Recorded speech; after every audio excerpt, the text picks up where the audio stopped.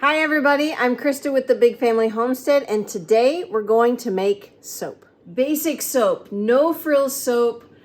You just need a few tools at home and a little bit of caution. Now, like I said, no frills soap. There's a lot of perfumes and dyes and textures and all kinds of stuff. We're not doing that. We're making a basic soap. One note, this recipe will make about 30 bars depending on how thick you cut them. So now for ingredients, we have 3 cups of filtered water, 17 ounces of lye, that is the food grade sodium hydroxide. Then we have 2 pounds of coconut oil, 4 pounds of vegetable oil. Then we have 2 cups of lemon juice, just the straight stuff that you buy from the store. Then we need 1/3 cup of dry goat's milk, 2 ounces of stearic acid, 2 ounces of your favorite essential oil. Then we have 2 ounces of vitamin E oil and 1 ounce of sweet almond oil.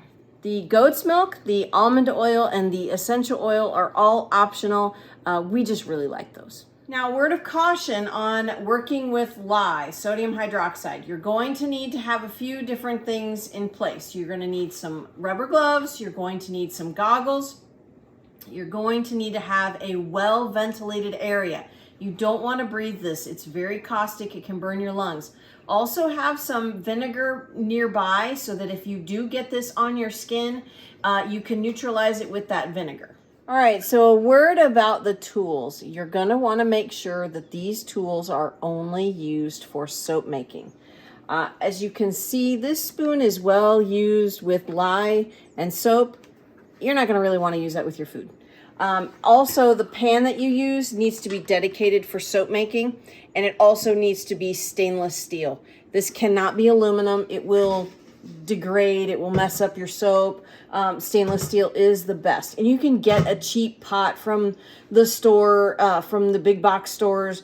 I think this pot was maybe $10, $11. So get a cheap stainless steel pot. It doesn't have to be the thick bottom. It can be the super thin stuff. You're not cooking in it. You're just mixing it together. Now we're going to go ahead and put our water in the pot first before you put the lye in. You do not want to put the lye in first and then the water because there can be splashing. So I'm going to take this down low in here and pour it very slowly.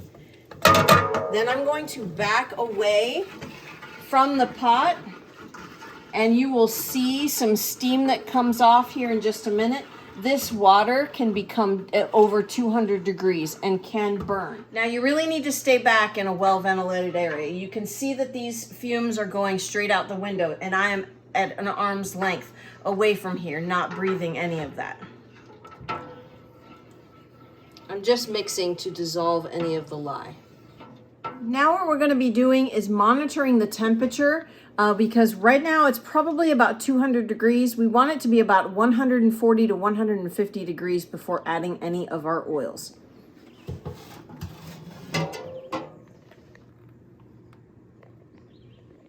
Now this can take a few minutes, so be patient. Right now it's about 205 degrees. We want it to be between 140 and 150 degrees Fahrenheit. All right, so the temperature has come down. It's about 148. So what I'm going to take now is I'm going to take this coconut oil, which melts at about 70 degrees, and I'm going to break it up so that we don't have big, huge chunks in there. And it's going to continue to bring down the temperature of the coconut oil, or of the lye. Also, try not to plop them down into there because it could splash back at you, and that would not be pleasant. All right, so what you're looking for is this. Our pieces are just super tiny right now. They'll continue to melt because the temperature is still pretty warm. Now we're going to take our vegetable oil and we're going to be very careful not to splash this down in there. Make sure your bowl is smaller than the pot so then you can kind of lower it and pour it on the side of the pot. That way it goes down into the pot and not splashing. All right, so now we're going to take our lemon juice and we're going to slowly pour this in and stir while it's going in. See how I'm kind of staying close to the side of the pot as to not splash. The lemon juice is a great add. It actually helps to change the pH of the soap. And it just, honestly, in my opinion, makes a better soap, a nicer, softer soap. All right, now we're gonna go ahead and sprinkle in our stearic acid and our goat's milk. And then we're going to whisk that together.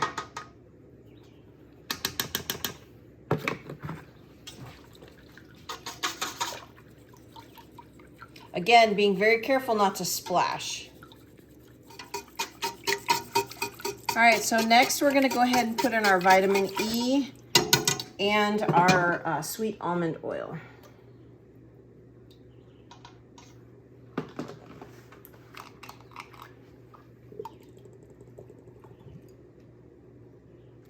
All right, this is not soap yet. We're gonna go ahead and use this stick blender that we only use for making soap, and we're going to saponify this soap. It's a chemical change that happens.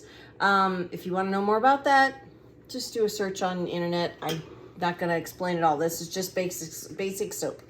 So we're gonna go ahead and turn on an immersion blender, and we're going to mix this and continue to mix it until we can see what's called trace, where it leaves a line in the soap.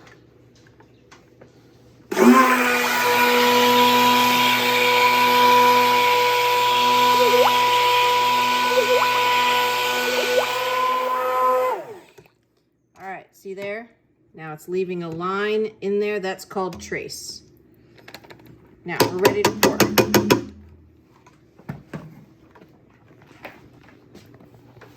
These trays we actually got from the Dollar Tree years and years ago. These are those desk organizer trays.